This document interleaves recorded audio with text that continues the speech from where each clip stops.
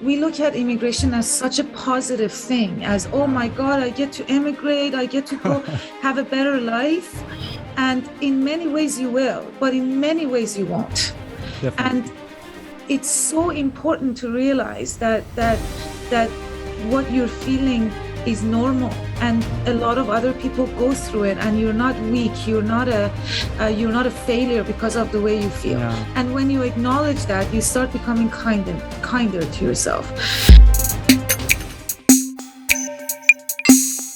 Hi everyone, today we have an amazing guest, Leena Yousefi, multi-award lawyer and the founder and the CEO of Viola, the fastest growing female-led law firm in British Columbia. Leena, thank you so much for coming to the Immiprenuer Podcast. I'm so excited to hear all about your journey. So welcome to the show. Thank you so much. Thank you for having me. Could you tell us a little bit about yourself in terms of where you come from and when you came to Canada? So I'm Iranian, and I lived through the Persian Gulf War, and I lived through all those memories like a lot of other people in Canada, and then at the age of 12, my dad was a very prominent architect, and he was building huge high-rises in Iran. And I remember, like, to go to the grand opening of one of the high-rises, we were stuck in traffic, and we were right next to the Canadian embassy. And my sister just started kind of getting excited. Let's stop and see what's going on, because people were filling out applications. So we stopped, and my dad got a paper application, and he's like, "Should I fill this?" And we're like, "Yeah." So he just filled it, sent it off. We didn't even think about it twice until we heard from the Canadian embassy wanting to interview my dad, and that's when things started getting pretty serious. And then within a year and a half later, my dad decided to let go of his career in Iran so that myself and my sister could have a better future. So I came to Canada at the age of 13.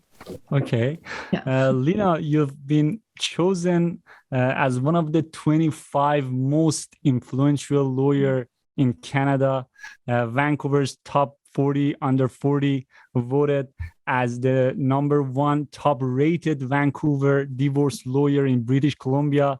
In fact, you've won over 90% of your family law cases from 2013 to the present.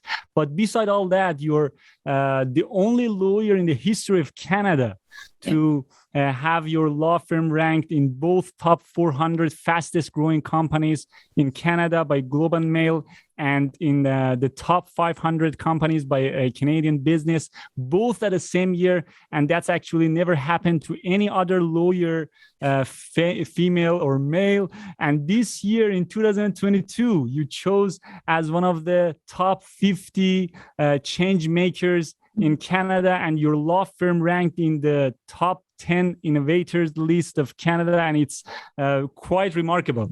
How did you achieve this level of success as an immigrant?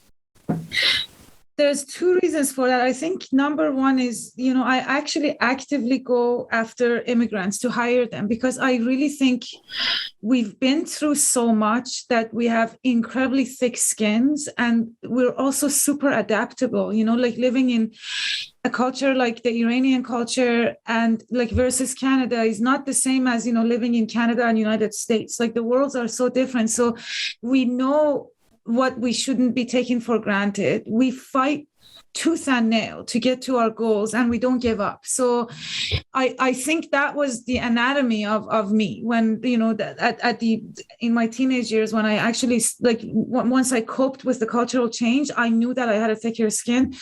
And I think the other thing is this very untapped potential in women that I think we're not acknowledging as much as we should, because I do really think that women have, a goddess in them, and, just like males, the god of males is, the aggressive, the breadwinner, the prey, the primal humans, like the male was always going to get the bread, but the female was nurturing and loving, the strength to, raise kids. Like there's fire, there's power in that. And we've basically told our women that we need to be compliant and kind of almost like ignore that power in us. And so the moment we kind of like tap into that and believe that there is magic in that, untapped magic that people haven't discovered, we can actually grow. And that's what I'm trying to do. I had to go against everything the Iranian society and even the Canadian society was teaching me to be as a female.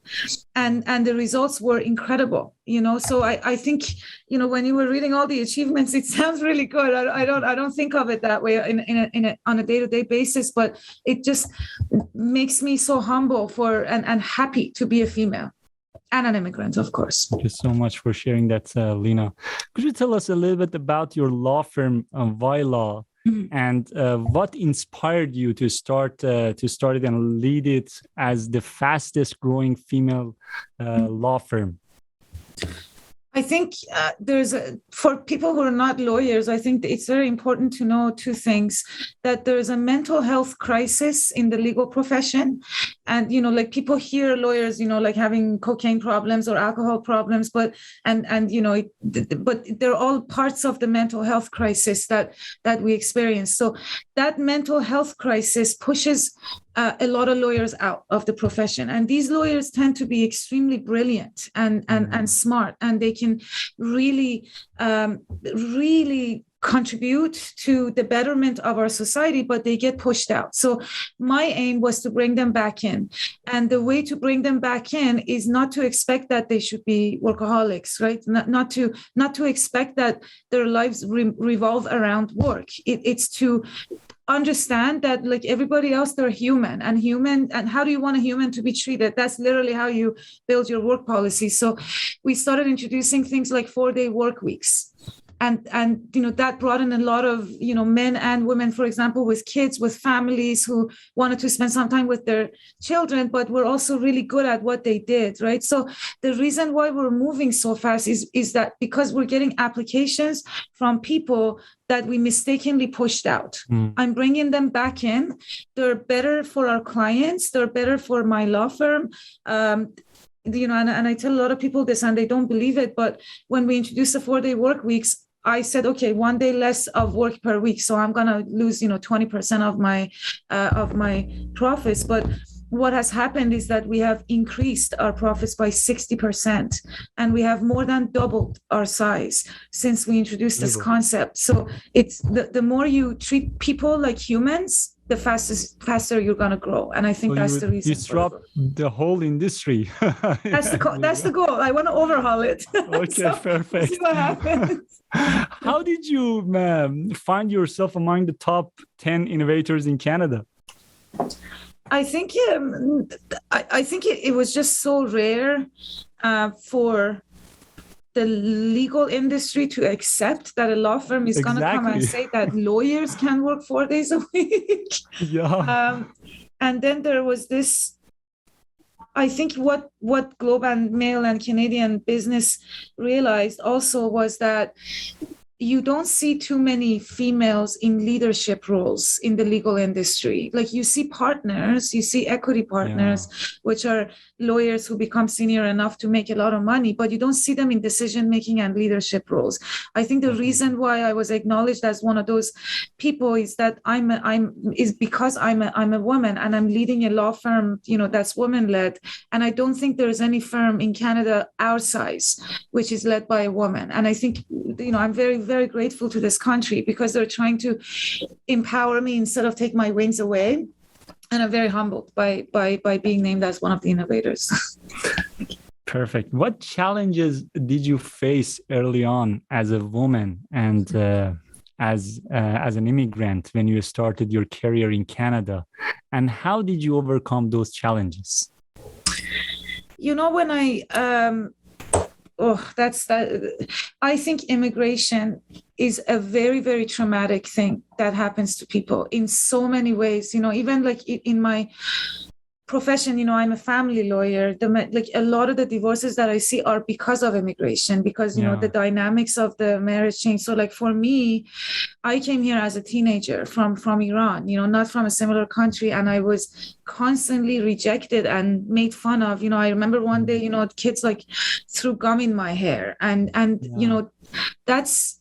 Those years were the years where I started developing very bad anxiety and depression because of feeling rejected in my teenage years, and also being away from my friends that I had in Iran. And then that anxiety and depression came to surface in university, and I actually got kicked out of university. I was failing all of my grades because I just had no hope, and I was just numb, and I couldn't function. And then I remember a couple years later, I think that the same pain became a force, and it made me want to achieve as much as I could and get the highest education and the highest prestige and, get rich, just be accepted, this aim to be accepted, just took on a different role. And that also wasn't healthy because I remember after I did all of it, after I became a lawyer and, got my education and made all the money, I still wanted to disappear. And then it took a lot of years to kind of like take that pain and heal it, which is, what I did. And I think part of our culture is, we're stigmatizing getting help. And, the best thing that I did was getting help. But to be honest with you, I haven't experienced disadvantages or people trying to hold me back because I'm a woman. I haven't been told you're a woman, therefore you can't. But what I feel is that women are afraid of taking that leap. It's not that our society necessarily is stopping us. I think Canada is trying to give us equal opportunities. I think a lot of it is that we have accepted a different role and we're afraid of changing that. So like one of the things that I'm trying to do is to show that we don't have to be afraid and we can be who they are and tap into the goddess and, become powerful. So hopefully. I love that. Yeah, did you have any mentors early on as an immigrant? Unfortunately, I didn't, and that was a huge mistake. I have nowadays a lot of high school students, university students reaching out to me and saying, can you mentor me? And I think it's amazing. That's something perhaps that wasn't as common in Iran. Like I wasn't told as a kid, hey, go and find a mentor and get mentorship. But it's just so important. So yeah, I definitely encourage that. Yeah, we want to matter where do you everything on our own, Yeah. I have multiple mentors now. Okay. But back then I didn't. No. Okay, perfect. In what ways are you supporting other immigrant entrepreneurs? I heard you mention that you actually mentoring other students, but what are the other ways you're supporting immigrants? I actively recruit immigrants. So if somebody applies to me and says that they immigrated, they go at the top of my list. Basically, nice. I think 96% of Waila are immigrants. Like there's like one or two people who were from Canada. Everybody else immigrated from India or Iran or Senegal. I'm bringing very, very like students from Iran who show very high potential. I'm actually sponsoring them to come here. Whatever, like I actually, for one of them, I'm offering them to stay at my house as she's doing her university because she's coming through the university program. And so those are the best ways that I can do it. And we also have an immigration lawyer I hired who does pro bono work for people who don't have the money but still want to find a way to Canada. So it's definitely one of my goals to bring in as many as possible into Canada. Thanks for sharing that, Leena. What are the most important skills immigrants need to gain in order to be successful? In Canada? Yeah. I think at the top of my list would be just a very good understanding of English, because if you can't communicate and you can't learn, then you won't get anywhere. So, I would put huge emphasis in making sure that English is good and you can communicate. And then the other thing is, I think a lot of us are told, you're going to come here, you're going to hit the ground running.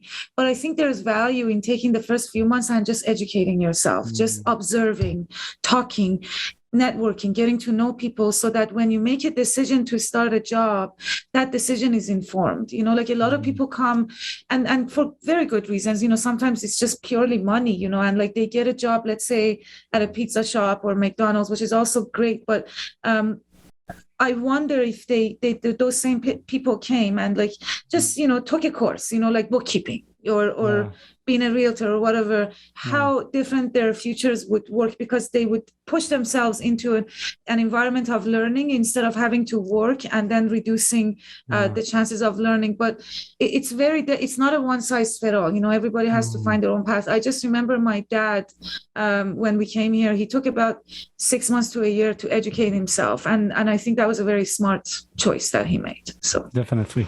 According to Stats Canada, mental health immigrants worsened since the beginning of the pandemic, when everyone's working remotely, of course. Yeah. And I think this is a very important topic at the moment. Do you have any recommendations or suggestions to help immigrants dealing with mental health issues? I think the biggest thing is for them to acknowledge that immigration can traumatize people. That we look at immigration as such a positive thing, as, oh my God, I get to immigrate, I get to go have a better life. And in many ways you will, but in many ways you won't. Definitely. And it's so important to realize that what you're feeling is normal, and a lot of other people go through it, and you're not weak, you're not a failure because of the way you feel. And when you acknowledge that, you start becoming kinder to yourself. I can't tell anybody how to make themselves feel better, because we get our healing in different ways. I heal when I'm in nature. Somebody else might heal when they talk to somebody or a bunch of people. But what I've noticed is the normalization of how we feel goes a long way in healing us.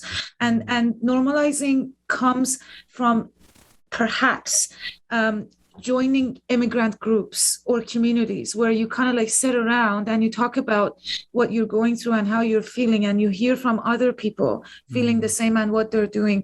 I think immigration can be very isolating, because you come to a sphere with no friends and nothing, no family. Especially during the pandemic, actually, in the where we live right now. Actually, people don't usually gather like before, and I think it's really impacting their mental health in many ways. It does, and I think that's not limited just to immigrants, but I remember, like the Multicultural Society was putting like Zoom. I mean, it's Zoom. It's not the best, but I think just seeing some other faces and, just discussing things is better than sitting at home and like watching TV. So, it does take a little bit of effort, especially like it's hard to expect people who are depressed and isolated to make any attempt or, initiate anything exciting for themselves. A lot of times we just want to go under the blanket and not talk to anybody, but, perhaps pushing ourselves even to join a Zoom meeting for an hour just to see other people. And there are a lot of programs actually through the immigration. There's like new counselors that are only, that their own sole purpose is to help immigrants with mental health issues. So, what's the name if you go of on that counselor, do you know? It's through a society. Okay, I'll make sure to actually get that information from you. I'm definitely going to get you the name. And there's many counselors through this organization. I just have to get the name first. Perfect. Have you ever felt that you are not accepted because of your background, nationality, or skin color or gender? No. And I think that's because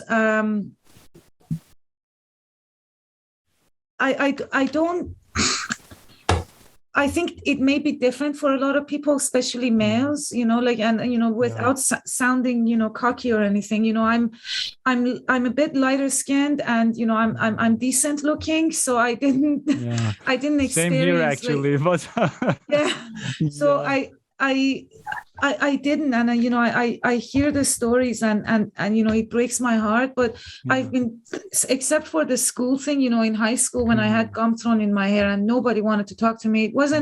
There wasn't somebody coming to my face and saying, "You're an immigrant" or "You're Persian, I hate you."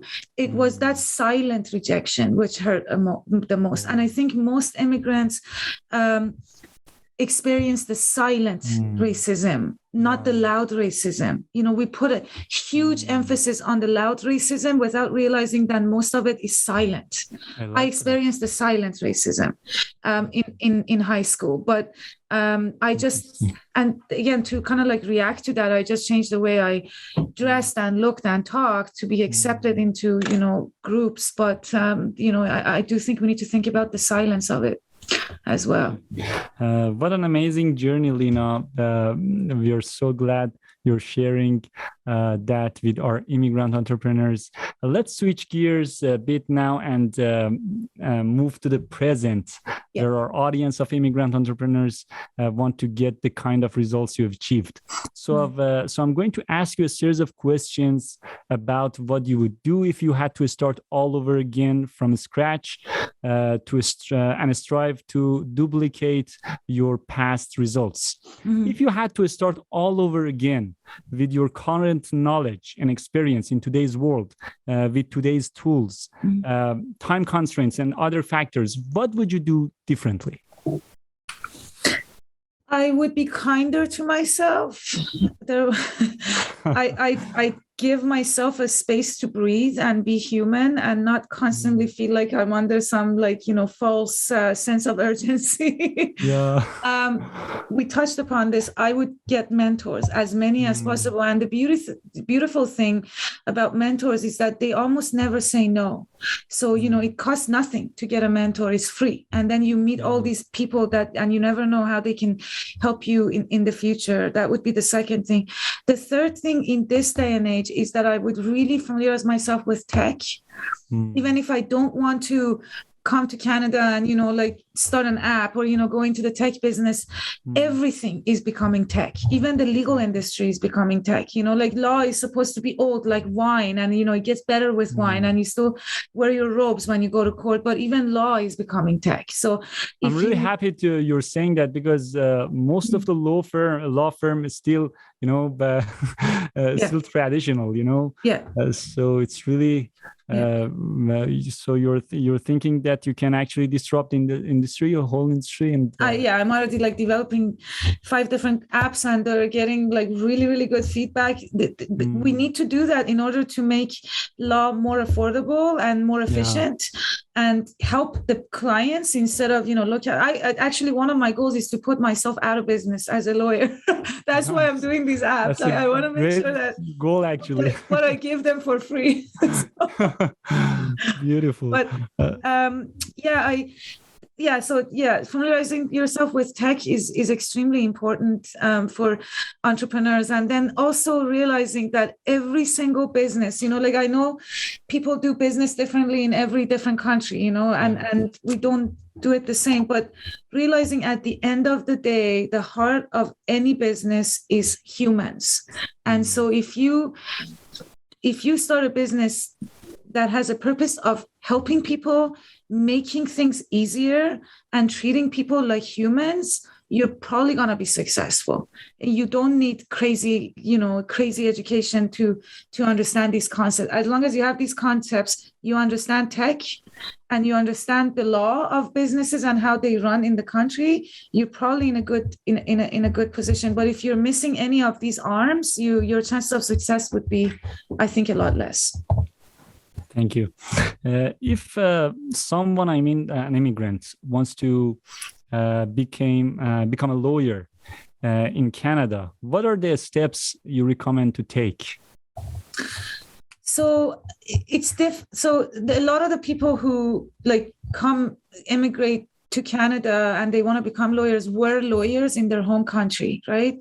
Yes. But the process of becoming qualified as a lawyer here is very similar to wanting to become a doctor, right? So you have 2 choices. One is actually to start law school from scratch. You have to apply just like any other student does. You have to pass the LSAT, and then you have to do your articling. So it's actually a very long process. It can take like 6 years, and a lot of people don't have the money or the resources to do that. The other way of doing it is to go into like to a common law. So countries like such as England or Australia, and doing a 4-year law degree and then doing qualification exams and then coming back. But my point is that it's very difficult. So a lot of the lawyers who come from a different country, they decide to become paralegals or legal assistants, immigration consultants. Immigration lawyers can become consultants, or notary publics. Those guys they still make good money. They don't have to spend like 6 years to do a law degree and become a lawyer, and those jobs are much very, more very easier. Honorable. But yeah, if you want to become a lawyer, you basically have to start from scratch. Okay, perfect. The day-to-day routine is fundamental for immigrants, for entrepreneurs actually, in terms of high productivity and a healthy life. Yeah. So can you take us to your typical day in your life and tell us what you do exactly from start to finish? Sure. I know you took us to the week of your life through BBC, I know that BBC actually... that was during the pandemic too. Yeah, at the start. If you're asking me like how I do my days like nowadays, yes, my God. Okay, so 7.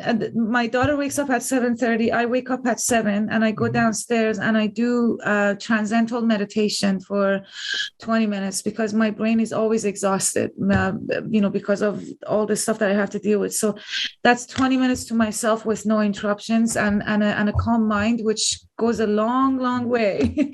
Yeah. I come up, she's up, my husband is up, we make breakfast. I get ready very, very quickly. There's always like this commotion, this chaos, always running. Oh my God. I put her in the car. I drop her off at daycare.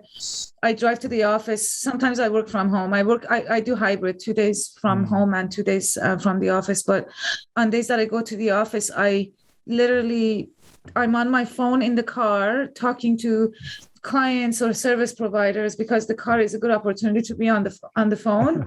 Then I come to the office and I get on a Zoom call, just like what we're doing right now. Literally, that's my today. I have an average of 6 to 8 meetings a day, which can be very exhausting.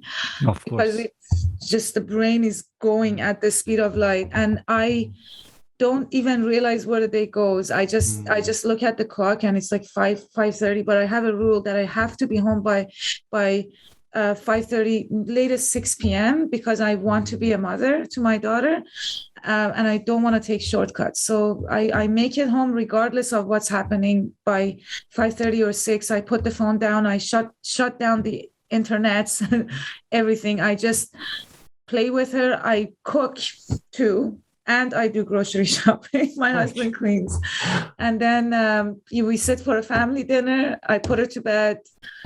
And then my dead body just arrives on the sofa for half an hour. And I don't do anything. I just lay there and, maybe watch a little bit of TV. It's a very nice concept to say, at the end of the day, I'm going to grab a book and I'm going to read the book. But when you're so exhausted, you're literally going 14, 15 hours without even sitting down, that half an hour that you have is not going to be spent reading a book. I tell you that.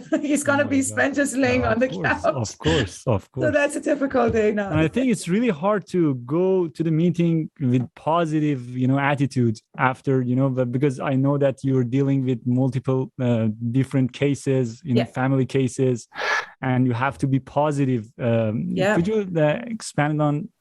Could you tell us a little bit about recent cases that you actually took, and if there is anything interesting that you think you can share with our audience?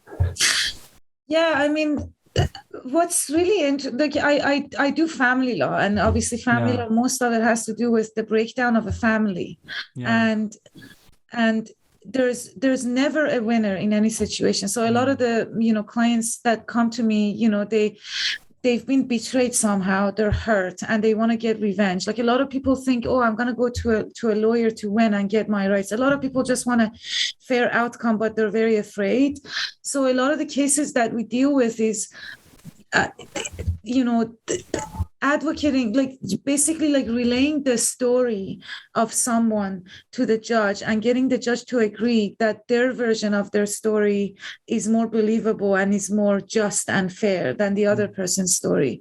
So, one of the recent cases that I did was that, comes to my mind, which was very meaningful to me, was there was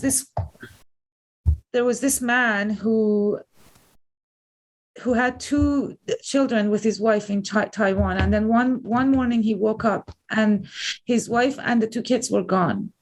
And she abducted both kids.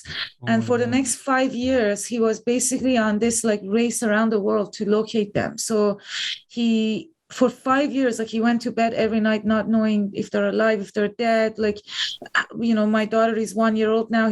She's probably saying her first words or learning to walk, like just losing out on being a father. And so he would get some tips here and there that, like she's in Taiwan now, she's in China now, and then he would go to those countries and he would track her down. And as soon as he was getting closer, she would flee again.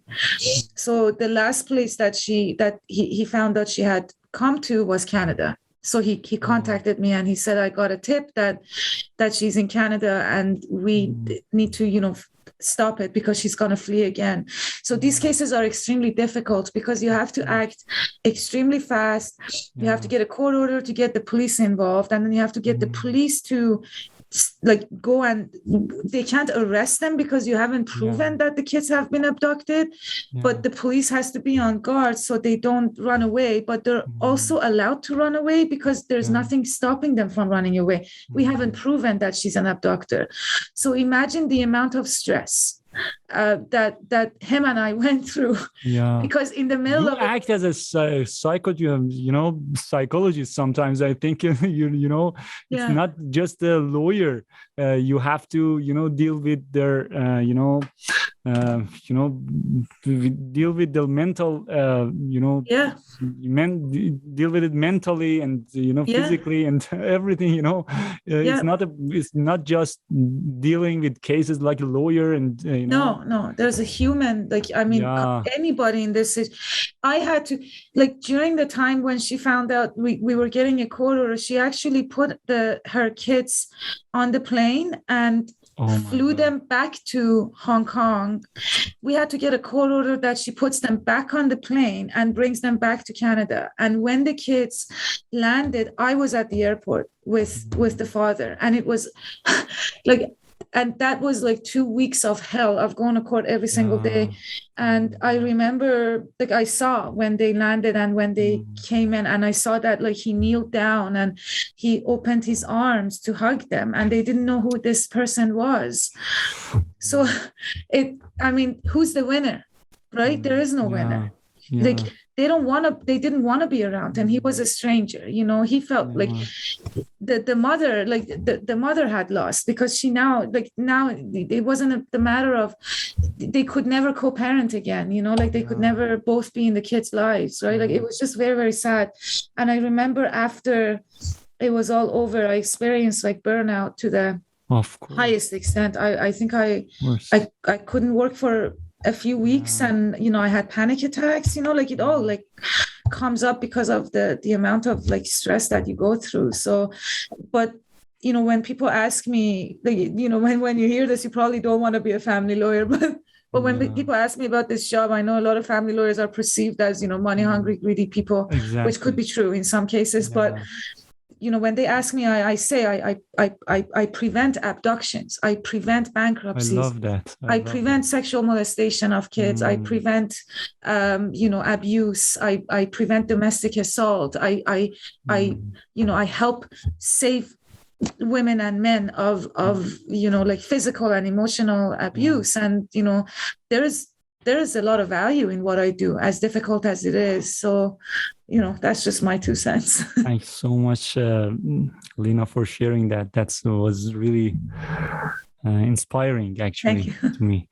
Many immigrant entrepreneurs face challenges to find the right talent or employee to delegate some of their tasks. And I believe this is one of the reasons they fail early on in their business. What's your way of finding talents? The toughest part of any business is finding the right people. Exactly. So that I don't think that issue is limited just to immigrants, but immigrants tend to make more mistakes than people who are in Canada, just because they've come into like a new environment, new culture. And of course, they're not going to have the best judgment calls and, knowing what, the red flags are. But I think in order to attract good talent, you need to provide a good work environment. So in my experience, again, like I'm using the 4-day work weeks, but when we started doing the 4-day work weeks, like the quality of the applications that we're getting compared to what we were getting before was astonishing, right? So if they're trying to attract good talent, it's not the matter of, like sitting in an interview and try to figure out, is this a good person? It's to show these people, thank you, that they're going to be gaining some unique things by working in this environment, right? So it starts from the job posting, right? Like I go and read job postings and they're so generic, like we're a pharmaceutical company, the pay is going to be competitive and, you need to have these types of qualifications. This is all about me. It's not about the person. Like, so when you're putting the job posting, you need to say, come and be a part of, like a purpose, a dynamic team that's trying to change X, Y, and Z. We're going to treat you like a family. We're going to, come and help us become the legacy that we want to be. Like you're a part of the family, right? And, I was just reading somewhere, they did some scientific research and the results, you'd be astonished that money only plays a 2% impact on our decision to stay at a job or leave. The majority of it is a sense of belonging, right? So what can you do to make people, they belong? Exactly. And once you start branding yourself like that, you're going to get good people applying to you. It starts from you, who you are and what you're going to provide for them, not the other way around. That was gold. Thank you so much for sharing that. What books, podcast, or blog would you recommend Immiprepreneurs read to help them with their business or life in general? There's a book called 7 Habits of Highly Successful Yeah, I read people. That. That's an amazing book. Which I absolutely love. And then I'm reading a book right here. It's called Hooked. I don't know if you've Yeah, I read that as well. Yeah. It's amazing. I mean, it's about tech and stuff, but it's also about user journey, like it's got to do a little bit about what people want, out of a business. And I think I really like reading this book as well. So those are the 2 that I would recommend. Thanks for sharing that, Leena. Let's move on to the question section, which is this or that round. So in this section, I ask you a quick question around 10. So this is the quick question, the quick response around quick questions. Just one rule here: try not to think about the answer too much. Are you ready? Okay. Sounds good. Hire fast or fire fast? Fire fast. Toronto or Vancouver? Vancouver. Early marriage or late marriage? Late marriage. Instagram or LinkedIn? Absolutely LinkedIn. Physical book or audiobook? Absolutely physical. Podcast or YouTube? Podcast. Invest in real estate or digital currency? Both. Oh, yeah. Remote working or in office working? Neither. Hybrid. Hybrid. Okay. Yeah. Perfect. So why did you choose late marriage over early marriage? Because we make less mistakes when we marry late. And I see it all the time. I'm a divorce lawyer. I see it all the time. We just are more wise and we know what we look for a bit more than when we're young and we make it. If you're going to spend the rest of your life with someone, take your time. Okay, beautiful. If you were to write a book about yourself, how would you name it? Oh my God. I would call it the warrior. The warrior. Why is that? Because I fought for what I wanted all my life, but not in a vicious way, not in a war way. But a warrior is like a superhero. Yeah, it's somebody who goes for what they believe, right? And they fight for what they believe. That's I'll definitely buy your book. Let me know when you release it. If you had a magic stick, what are the 3 things you would change in the world? I would definitely get rid of wars. I would give people the freedom that they deserve. And I would just somehow eliminate greed, which I think is the source of a lot of evil. Definitely. What advice do you have to help motivate immigrant entrepreneurs to get started or take their business to the next level? To get started, I think you need to. I've said this before. They need to invest a lot of time in just knowledge. And the biggest advice is just don't jump, don't move too fast, don't panic. Take your time, step by step, right? And then if they want to take their business to the next level, I think it's really important to have the right consultants on your side. Definitely, you need consultants for business growth. You need consultants such as legal consultants. You need tax consultants. You need organizational consultants. You need human resource consultant. The more advice you get, the better decision making you're gonna have. We learn success through our own mistakes and by also listening to the mistakes of others. And I think we should do both. I've made many mistakes. That's how I've learned where how to get where I get. But some mistakes can be fatal, right? Yeah. So having consultants and having knowledge are really important. That's what the biggest advice I would give. Yeah.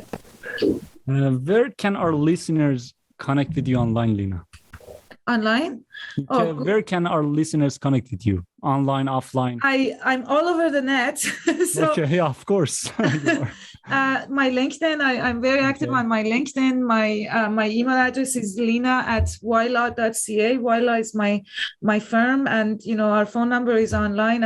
I'm always happy to mentor and give whatever advice anybody needs, especially immigrants. So I've actually made it a rule never to say no when somebody asks me for help, which is why I have, I said 6 to 8 meetings a day.